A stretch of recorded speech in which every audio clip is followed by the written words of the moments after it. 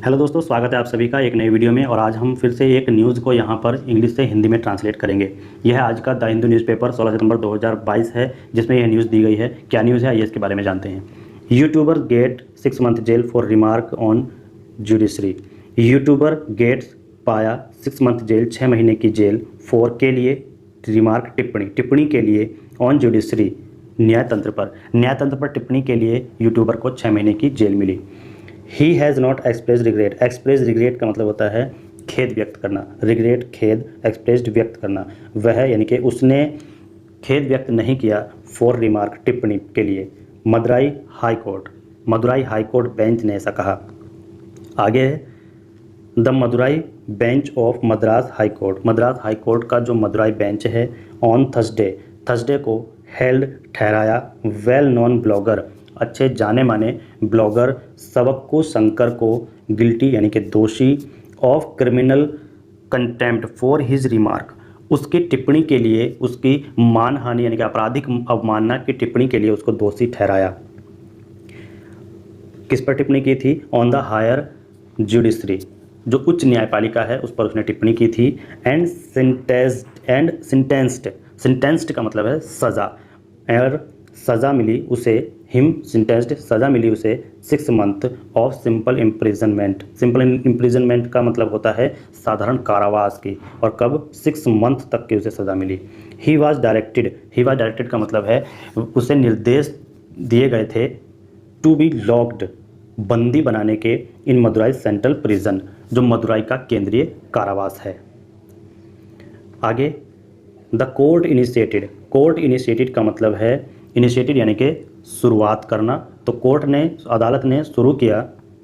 देखिए एक शब्द आया है सुमोटू का मतलब होता है स्वतः। तो कोर्ट ने स्वयं अपने आप से शुरू किया। क्या शुरू किया? कंटेम्प्ट प्रोसीडिंग, आपराधिक कार्यवाही। कंटेम्प्ट का मतलब है आपराधिक, प्रोसीडिंग कार्यवाही को खुद से शुरू किया। अगेंस्ट हिम, उसके खिलाफ, फॉलोइंग हिज रिमार्क, उसकी जो टिप्पणी थी उसके खिलाफ। The entire higher judiciary is riddle with corruption. क्या टिप्पणी थी उसकी? कि जो एंटायर हायर जुडिशरी है, संपूर्ण उच्च न्यायपालिका जो है, इज रिडिल यानी कि त्रस्त है, भरी हुई है, विद करप्शन से भरी हुई है। Made to a YouTube channel on July 22 जुलाई को यूट्यूब चैनल पर उसने ऐसा कहा था। It framed change. अब देखिए फ्रेम्ड चेंज का मतलब है कि उसके जो आरोप हैं वो तय किए गए। And called upon him to explain का मतलब यहाँ पर है कि बताने के लिए कहा गया। विद इन ए वीक, उसके अपराध तय किए और उसको बताने के लिए कहा गया। विद इन ए वीक, एक वीक के भीतर, एक सप्ताह के भीतर उसको बताने के लिए कहा गया। क्या बताने के लिए कहा गया? कि क्यों he should not be held, क्यों उसको दोषी नहीं ठहराया जाना चाहिए, उसको गिल्टी यानी कि दोषी ऑफ स्कैंडलाइजिंग द जुडिशरी। देखिए स्कैंडलाइजिंग का मतलब क्या है? बदनामी या फिर निंदनीय। जो उसने जुडिशरी यानी कि न्यायतंत्र को क्या ठहराया?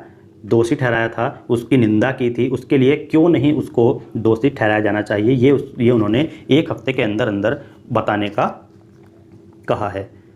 By making statement in public domain. देखिए पब्लिक डोमेन का मतलब होता है जहाँ पर पब्लिक हो, पब्लिक का क्षेत्र हो, उसमें उस स्टेटमेंट यानी कि उस बयान को देने के द्वारा जो उसको दोषी ठहराया गया है, तो उन्होंने कहा है कि 1 हफ्ते के भीतर आप यह बता दो कि क्यों नहीं आपको दोषी ठहराया जाना चाहिए।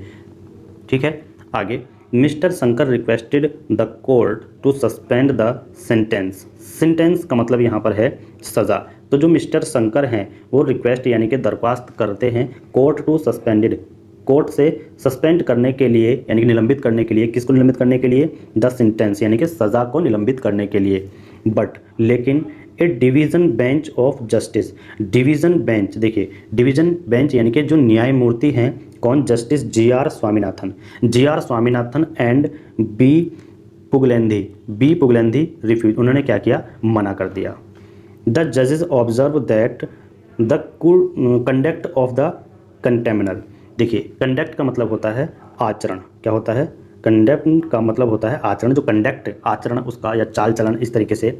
और यहाँ पर जजेस जो न्यायाधीश हैं ऑब्जर्व दैट, उन्होंने देखा, उन्होंने यह ध्यान दिया कि जो उसका चाल चलन है, जो उसका व्यवहार है, ऑफ द कंटेमनर, यानी कि कंटेमनर का मतलब क्या है, जिसने यह निंदा की है, जो निंदनीय है, जिसने यह अपराध किया है, ठीक है, डिजर्व्स टू बी नोटेड, इस तथ्य को ध्यान में रखते हुए, now where did he express his regret और रिमोर्स, यानी कि कहीं भी, देखिए जो nor deserve to be noted है, यानी कि ध्यान देने योग्य या उस लायक नहीं है, now where did he express his regret और रिमोर्स, रिग्रेट का मतलब होता है खेद और रिमोर्स का मतलब यहाँ पर होता है पछतावा, कि उसने कोई भी खेद या फिर पछतावा कहीं भी व्यक्त नहीं किया है। He did not offer, offer का मतलब यहाँ पर आप जान लें कि जो ऑफ़र है, ऑफ़र का मतलब यहाँ पर क्या होगा कि उसने कोई भी पेशकश या कोई भी ऐसी मांग नहीं की, एनी अपोलॉजी, यानी कि अपोलॉजी माफ़ी, ऐसी कोई माफ़ी की पेशकश नहीं की है कहीं भी, एट ऑल, कहीं भी।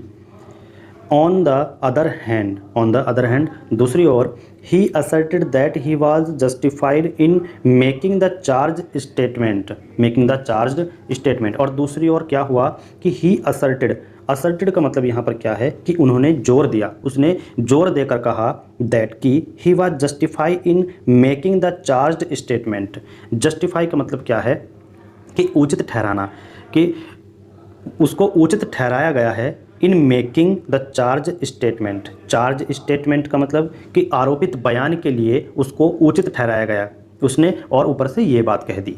The bench was of views, अब देखिए व्यूज़ का मतलब यहाँ पर क्या है, विचार। The bench was of the views, जो बेंच है उसे विचार करना था, उस ठीक है, क्या विचार करना था, क्या विचार किया था, that A reading on the charge statement, कि रीडिंग माने होता है क्या, पढ़ना, या फिर जो उसको भी, जो भी सुनेगा, जो भी पढ़ेगा, किसको पढ़ेगा, द चार्ज स्टेटमेंट, उस जो बयान दिया था उसने, जो भी उसने मतलब ऐसा चार्ज बयान दिया था। अब देखिए चार्ज बयान का हमने क्या मतलब बताया था, आरोपित, ठीक है, जो आरोपित बयान दिया था, would lead anyone to the conclusion, तो इस निष्कर्ष पर कोई भी उस बयान को पढ़कर रीड करके इस निष्कर्ष पर पहुँचेगा कि that they are likely to lower, likely का मतलब है कि यह संभावना, लाइकली का मतलब होता है संभावना, they are likely to lower. अब देखिए लोअर का क्या मतलब होता है कि लोअर का मतलब होता है कम, ठीक है, जो संभावना है वो कम होने की, क्या कम होने की, प्रेस्टिंग एंड डिग्निटी। प्रेस्टिंग का मतलब यहाँ पर आप समझ लीजिएगा, प्रेस्टिंग का मतलब होता है किसी की प्रतिष्ठा, और डिग्निटी का मतलब होता है उसका सम्मान, किसका सम्मान, ऑफ कोर्ट एंड जजेस, कोर्ट का, अदालत का, और जो उनके जजेस हैं, न्यायाधीश हैं, उनके प्रतिष्ठा और सम्मान के कम होने की संभावना है जो भी उस स्टेटमेंट को पढ़ेगा। Taking note of the fact, taking note का मतलब यहाँ पर देखिए, taking note of the fact, यानी कि इस तथ्य को ध्यान में रखते हुए, क्रिमिनल कंटेप्ट, आपराधिक जो कंटेप्ट है, यानी कि जो आपराधिक अवमानना है, मानहानि है, हैड बीन इनिशिएटेड, शुरू किया, अगेंस्ट हिम, उसके खिलाफ, at the high court principal seat 6 year ago, high court principal seat पर 6 साल पहले उसके खिलाफ जो है आपराधिक अवमानना को शुरू किया गया था। द जजेस सैड दैट येट, फिर भी, यानी कि जजेस ने कहा, जो उसके न्यायाधीश हैं, द जजेस सैड, न्यायाधीशों ने कहा, फिर भी, he made the offending statement, फिर भी उसने विवादित बयान दिया, फिर भी क्या किया उसने, विवादित बयान दिया, यानी कि अपमानजनक बयान दिए। The contemnor has reiterated his resolve to continue his attack on the judiciary, जो कंटेमनर है, कंटेमनर यानी कि जो निंदा करने वाला है, हैज़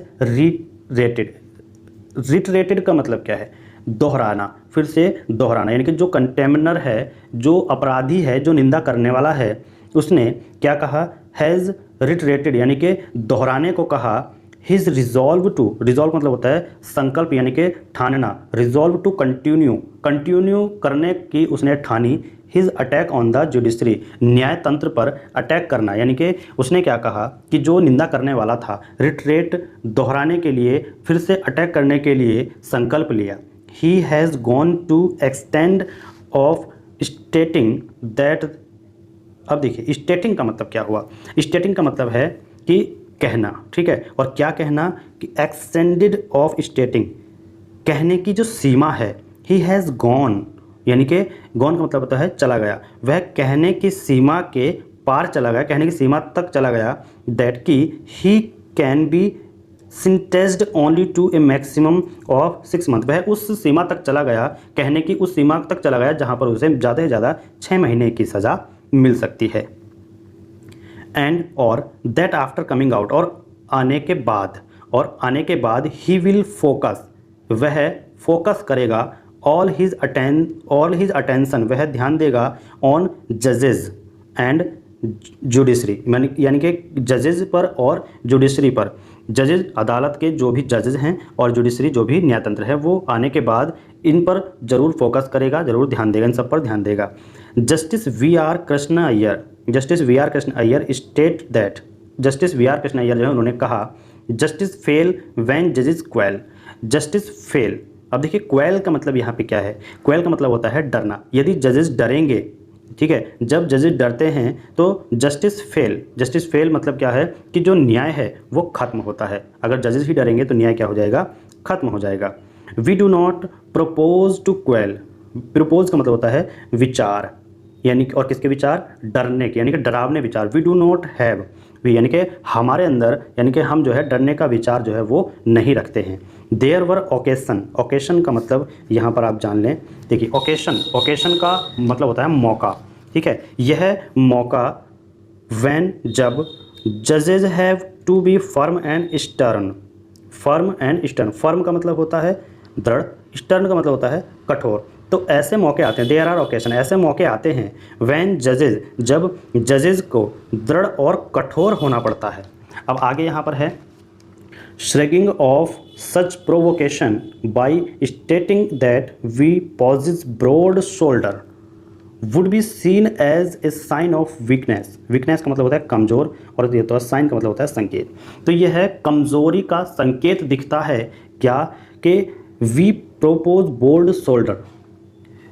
अब प्रपोज बोल्ड का मतलब क्या है, और ये श्रगिंग का मतलब यहाँ पर जान लेते हैं। श्रगिंग का मतलब होता है कि दूर करने के लिए, ऑफ सच प्रोवोकेशन का मतलब यहाँ पर हो जाएगा कि ऐसे मौके को, ठीक है, यानी कि इस तरह के उकसावे को दूर करने के लिए, श्रगिंग दूर करने के लिए, सच एज ऐसे उकसावे को दूर करने के लिए, बाय स्टेटिंग उन्होंने कहा, उनके द्वारा कहा गया कि वी पॉजेज ब्रॉड शोल्डर, कि यह कहकर के हमारे कंधे चौड़े, ठीक है, हमारे कंधे चौड़े होते हैं, हम बहुत ही ज़्यादा जो है आगे हैं, या मतलब किसी को भी कुछ भी कह सकते हैं, कि यह कहकर would be seen as a sign of weakness, यह कमजोरी को संकेत देता है, ठीक है, कि यह कह दो कोई भी कुछ भी किसी को भी कुछ भी बोल दे तो यह जो है ये कमजोरी का साइन है उसके लिए, जिसको कहा जा रहा है।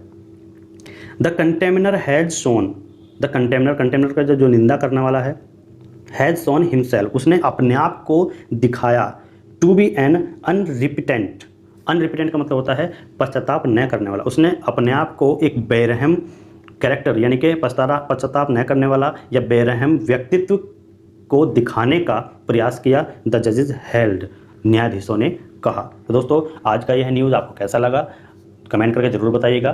Thanks for watching. मिलते हैं ऐसे ही एक नई न्यूज़ के साथ नेक्स्ट वीडियो में।